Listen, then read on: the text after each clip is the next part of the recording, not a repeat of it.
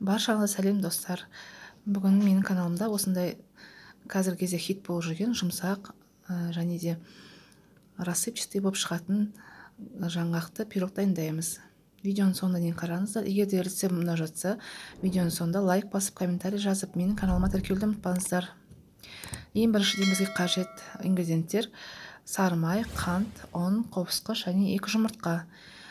Бұл ингредиенттердің мөлшерін описанияға жазып кетемін. Ең алдымен сары май мен қантты жақсылап езіп араластырып аламыз. Оның үстіне ұн, қобызқышты қосамыз.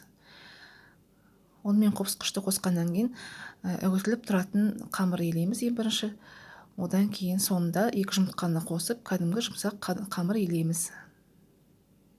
Міне осылай рассыпчатый болып шығу керек. Енді 2 жұмыртқаны қосып, жақсылап жұмсақ қамыр илейміз. Қамырымыз өте жұмсақ болып шығу керек.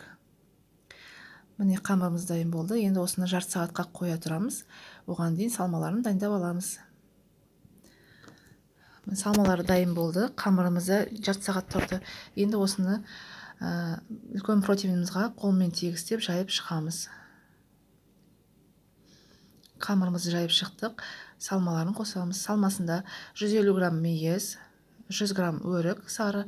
Оны ұсақтап турап аламыз дайындап. Екеуін де жайып шығамыз. Үстіне 250 грамм ұнтақталған бөлшектелген жаңғағымызды жаямыз.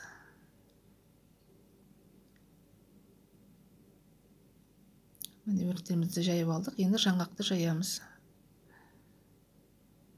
Сосын достар, оған сгущенка қосу керек. Сгущенканы ең жақсы сапасынан алыңыздар. Өйткені арзан сгущенка болса, ол бетінде іріген сүт тәрізді болып, әдемі шықпай қалады. Міне осылай сгущенкамызды жақсылап құйып, тегістеп дайындап алайық. Міне дайын болды. Сгущенкамызды құйдық. Енді осыны қызып тұрған пешке 30-35 минутқа 180 градусқа пісіріп аламыз.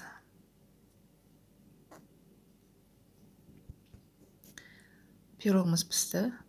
Өте жұмсақ, рассыпчатый тестомен әдемі болып шықты.